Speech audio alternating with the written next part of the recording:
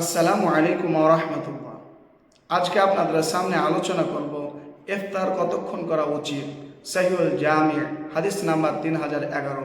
রাসূল সাল্লাল্লাহু আলাইহি ওয়াসাল্লাম বলেছেন, আল উজলাতু মিনাশ শাইতান, তাড়াহুড়ো কাজ হচ্ছে শয়তানের কাজ।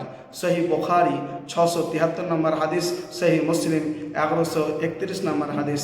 রাসূল সাল্লাল্লাহু আলাইহি ওয়াসাল্লাম বলেছেন, ইদা উদিয়া আশা ওয়া আহদিকুম ওয়া উকিমাতিস সালাতু ফাবদাউ বিল আশা ওয়ালা ইয়াজাল হাত্তা ইয়াফরুগা মিনহু।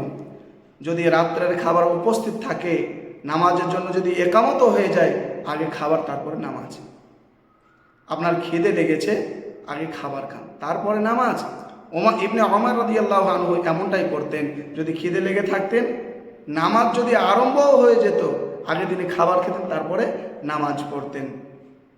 সহিহ বুখারী শরীফের 672 এবং 73 নম্বর হাদিসে বলা আছে, ফালা ইয়াজাল হাত্তা ইয়াকদিয়া হাদাতাহু। যদি নামাজের জন্য একামত হয়ে যায়, তো আপনি আগে কি করবেন? নামাজের জন্য তাড়াহুড়ো করবেন না, আগে প্রয়োজন মোতাবেক আপনি খাবার খাবেন, তারপরে নামাজ পড়বেন। কারণ সহিহ মুসলিম শরীফের 1133 নম্বর হাদিসে বলা আছে, লা সালাতা বিহাযাতিত তাআম, খাবার উপস্থিত থাকা অবস্থায় নামাজ হবে না। ওই জন্য আগে প্রয়োজন মোতাবেক খাবেন, তারপরে নামাজ। তার মানে এই নয় যে আপনি টুটি অবধি খাবেন। আল্লাহ নবী এটাও বলে দিয়েছেন, সুনানে তিরমিজি হাদিস নাম্বার 2380, সুলুসুন লি তাআমিহি ওয়া সুলুসুন লি শারাবিহি ওয়া সুলুসুন লি নাফসিহি। 3 ভাগের 1 ভাগ খাবার, 1 ভাগ পানি, 1 ভাগ ফাঁকা।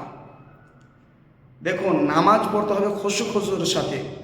আপনি যদি 1 গ্লাস শরবত এবং একটি খেজুর খেয়ে ইফতার করে যদি মসজিদে চলে আসেন, আপনার নামাজে মন থাকবে কি? থাকবে না।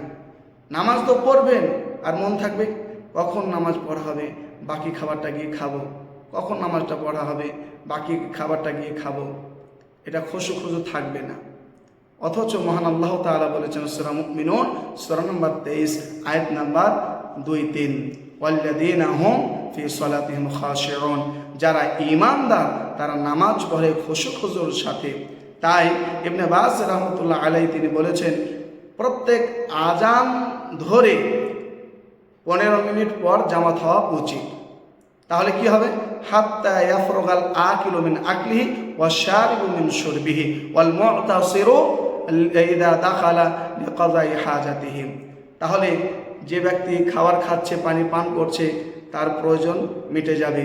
যে ব্যক্তি প্রস্রাব পায়খানায় প্রবেশ করেছে, তার প্রয়োজন সে মিটিয়ে নামাজটা ধীরস্থিরভাবে পালন করতে পারবে, আদায় করতে পারবে।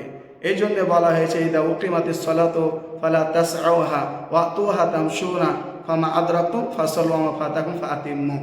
যখন নামাজের জন্য একামত দেওয়া হয়, তোমরা তাড়াহুড়ো করো না, ধীরস্থিরভাবে আসো, যতটুকু পাবে ততটুকু তুমি পড়বে, আর যেটা ছুটে গেছে সেটা তুমি আদায় করে নেবে। অতএব আমাদের ইফতারের ব্যাপারে তাড়াহুড়ো করার প্রয়োজন নাই। ভাগ ভাগ করে 2-1টা খেয়ে চলে এলেন মসজিদে, না। ইমাম সাহেবের আজানই শেষ হয় না, কিছু মুসল্লি আছে একটা খেজুর এবং 1 গ্লাস পানি মেরে দিয়েই উপস্থিত, আর বারবার তাকাচ্ছে, কি ব্যাপার ইমাম সাহেব খেয়ে যাচ্ছে। এবার এরকমটা করবেন না। আল্লাহ আমাদের বুঝার তৌফিক দান করুন, আমিন। আসসালামু আলাইকুম ওয়া রাহমাতুল্লাহ।